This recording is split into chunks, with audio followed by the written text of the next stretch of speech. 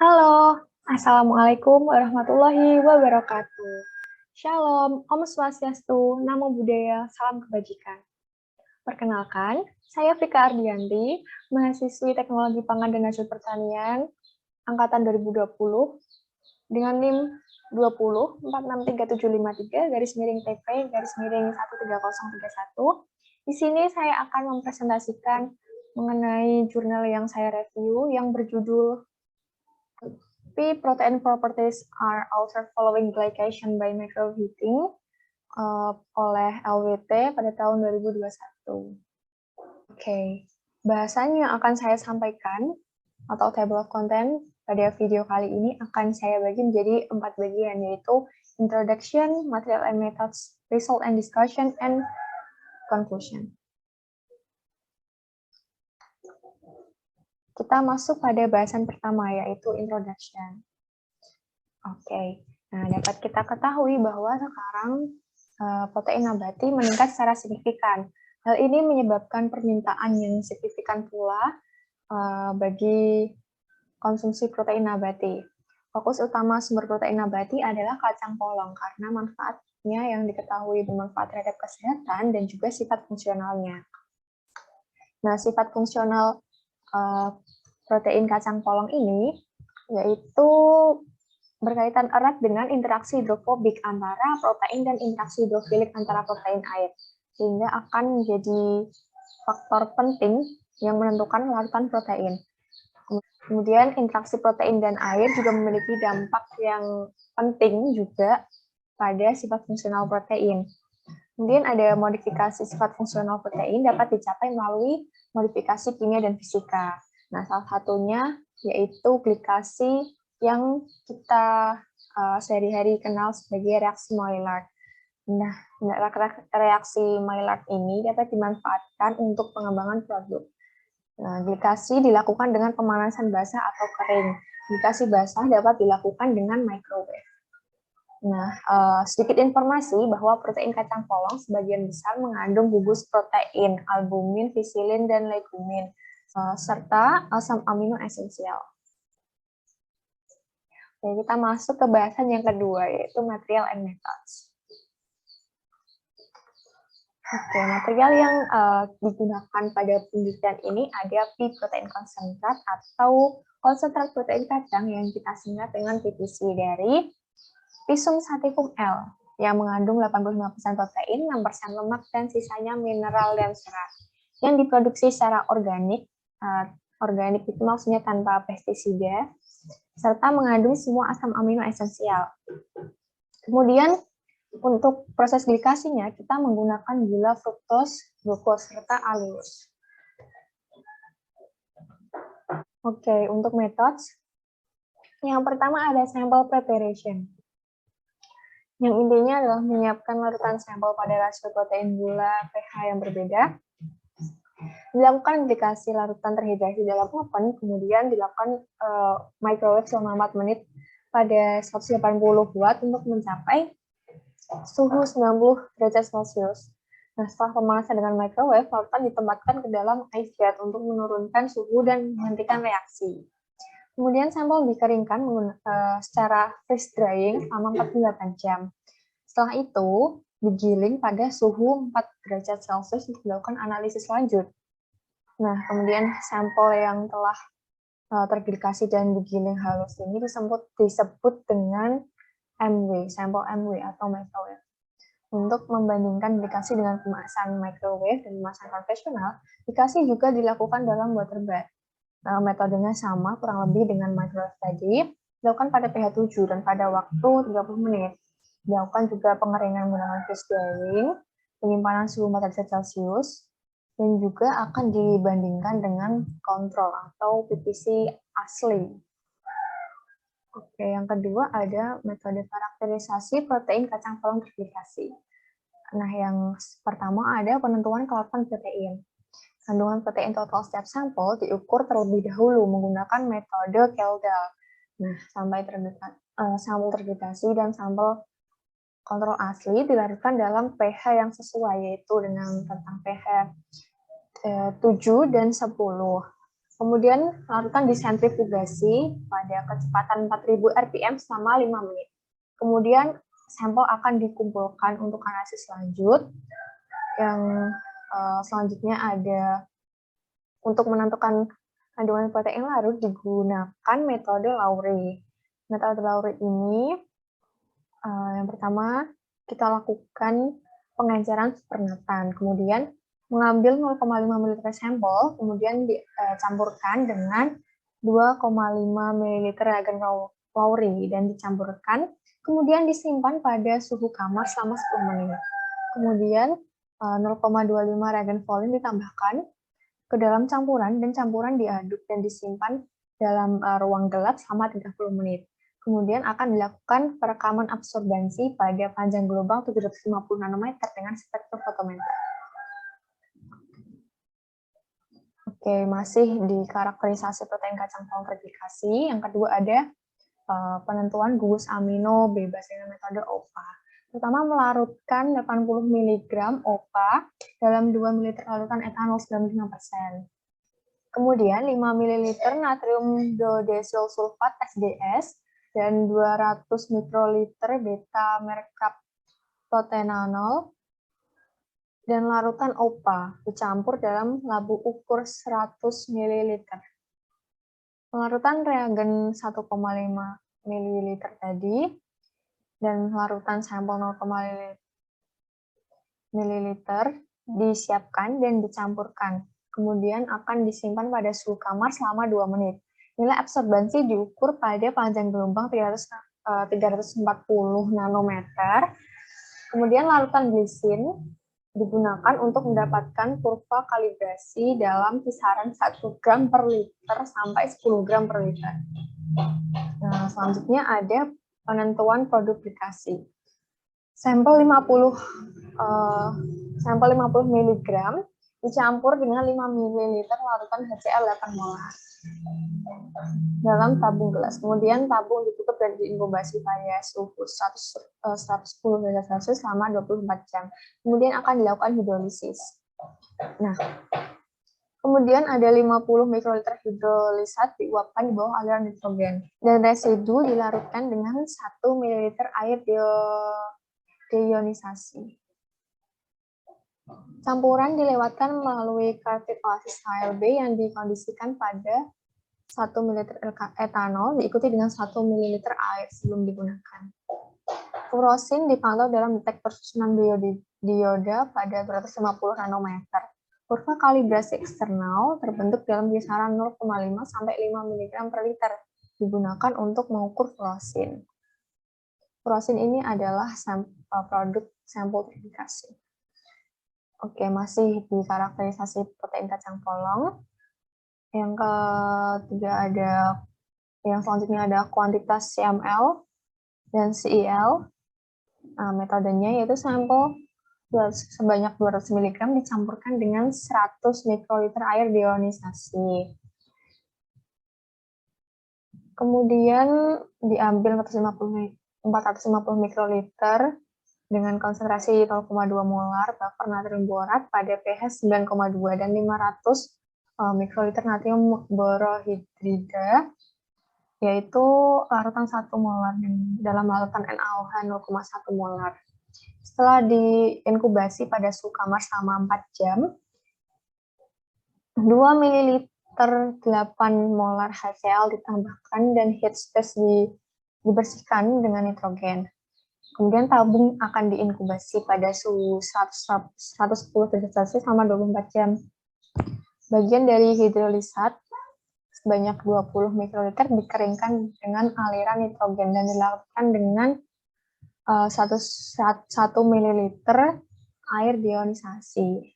Kemudian solusinya akan dilewatkan melalui cartridge oasis HLB yang telah dikondisikan sebelumnya. 8 tetes pertama sampel dibuang misalnya dikumpulkan ke botol autosampler. Kemudian cartridge HLB dikondisikan dengan 1 ml metanol diikuti dengan 1 ml air sebelum digunakan. Kemudian ada penentuan gula prereduksi dengan high performance liquid atau HPLC, yaitu sebanyak 0,25 gram serbuk sampel dicampur dengan 9 liter double distilled water. Kemudian larutan dicampur dalam orbital shaker pada kecepatan 200 rpm selama 24 jam. Setelah terhidrasi sempurna, larutan KRS-1 dan KRS-2 ditambahkan untuk mengendapkan protein dalam larutan sampel.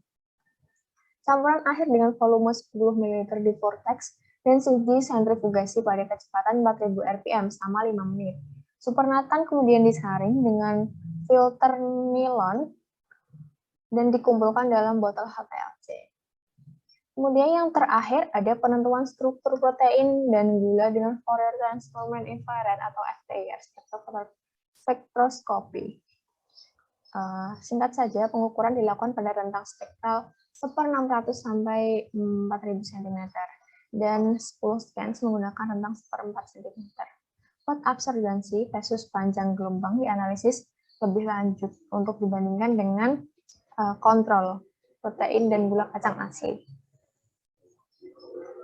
Oke, kita masuk ke bahasan yang ketiga, ada results and discussion.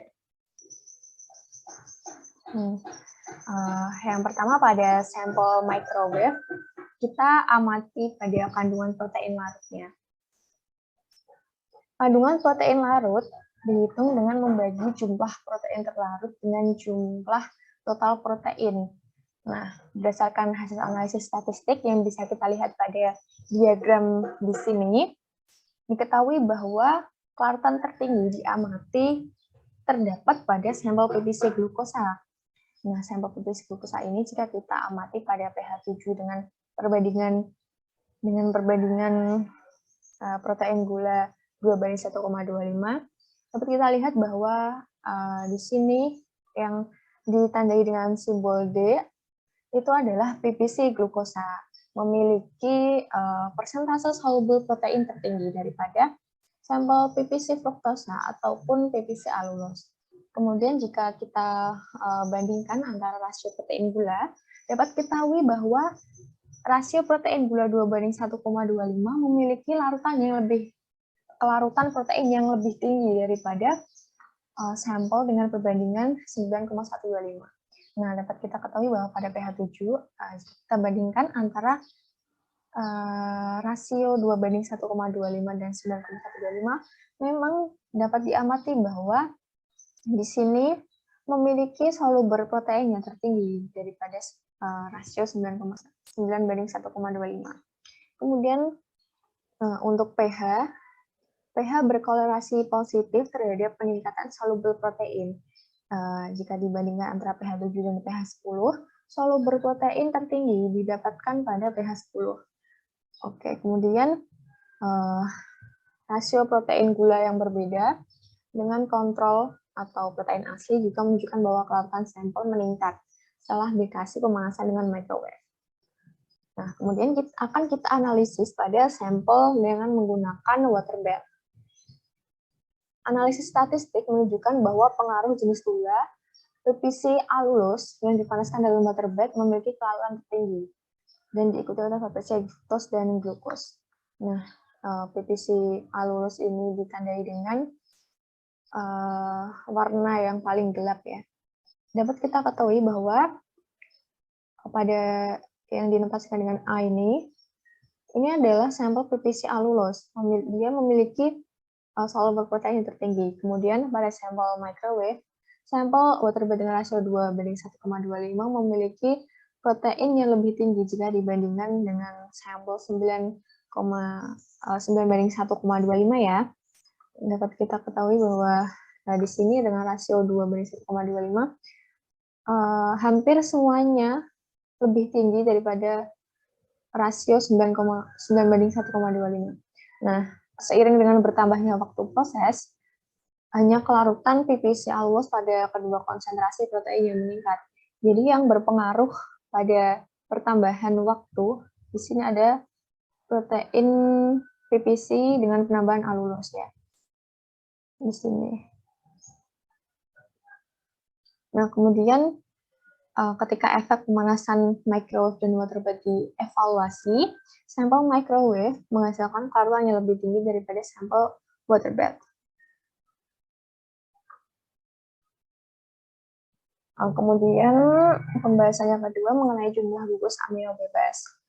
free amino groups atau kita singkat dengan FAG. Yang tersisa setelah glikasi dapat digunakan untuk membandingkan derajat glikasi antara sampel terglikasi dengan sampel kontrol.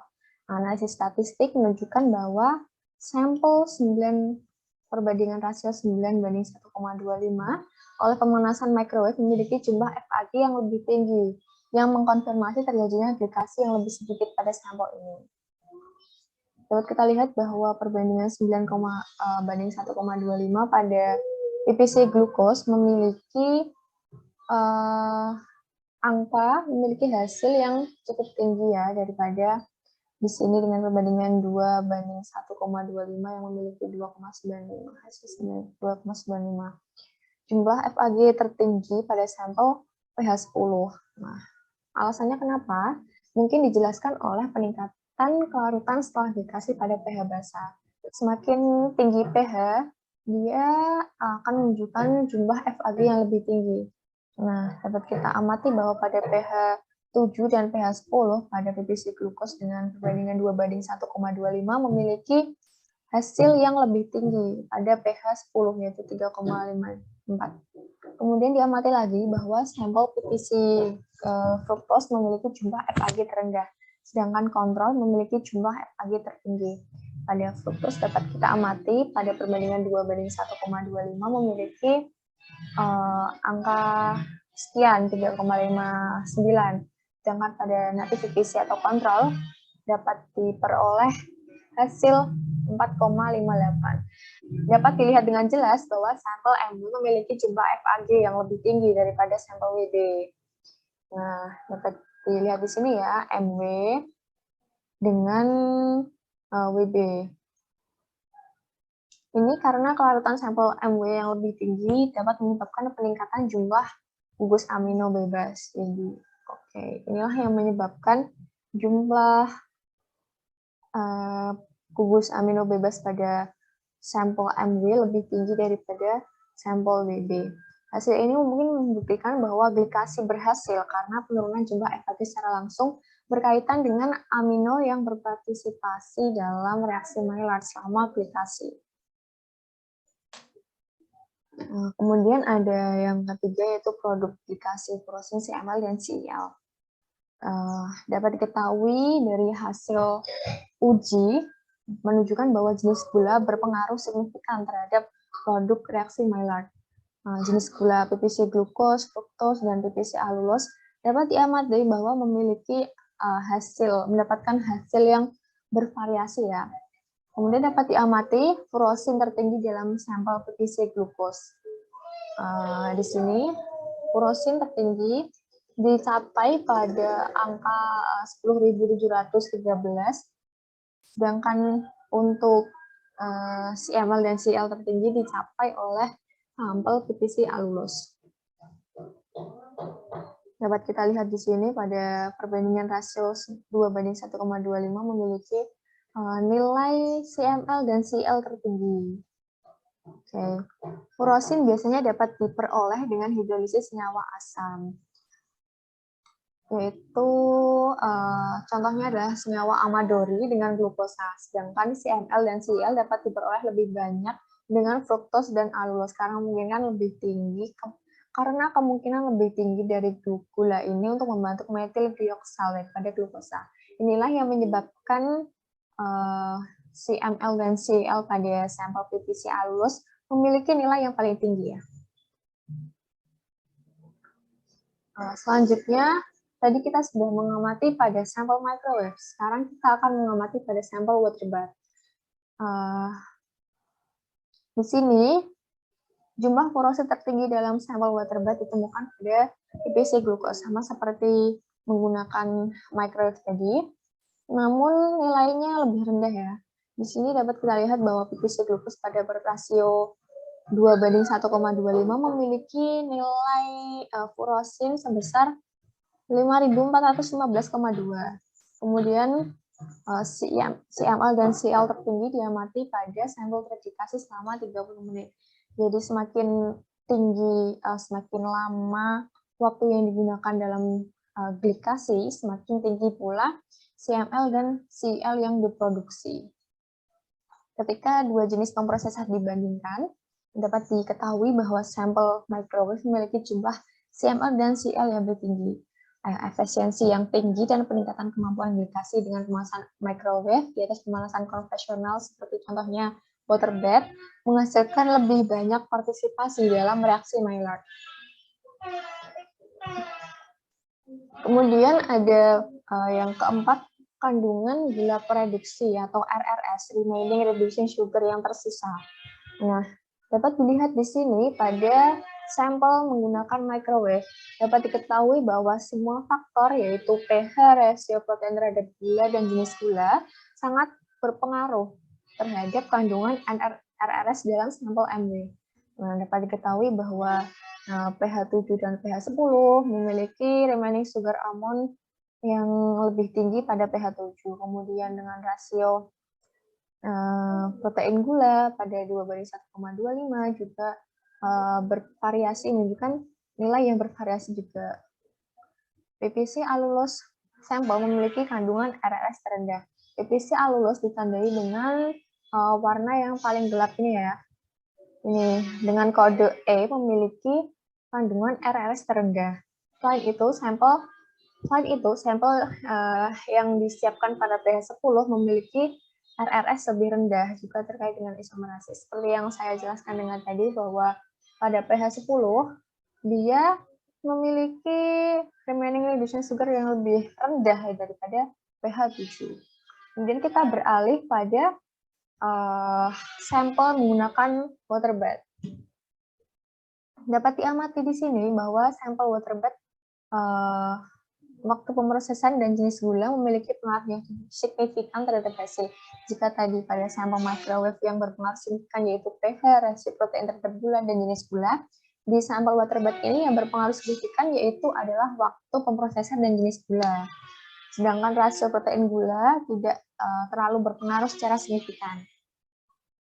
Di sini PPC alus memiliki jumlah RRS terendah seperti pada sampel microwave. Sampel alus ditunjukkan jika di rata-rata di sini sampel alus yang dengan warna paling gelap memiliki jumlah RRS terendah seperti pada sampel microwave. Jika hasil dari dua metode ini dibandingkan, dapat ditemukan bahwa sampel microwave memiliki RRS yang lebih kecil. Yang terakhir ada analisis spektroskopi Fourier transform infrared, atau kita singkat dengan FTIR. Perubahan struktur protein dan gula setelah glikasi dengan microwave pada pemanasan konvensional atau water bath diperiksa dengan rentang panjang gelombang 1/600 sampai 4000 cm. Berdasarkan perbandingan antar sampel glikasi dengan kontrol, puncak tertinggi diamati pada kontrol yang menunjukkan antara kelompok yang lebih fungsional. Sampel kontrol pada diagram ini ditunjukkan dengan warna ungu. Dapat diketahui di sini ini merupakan amid 1 ini merupakan puncak tertinggi.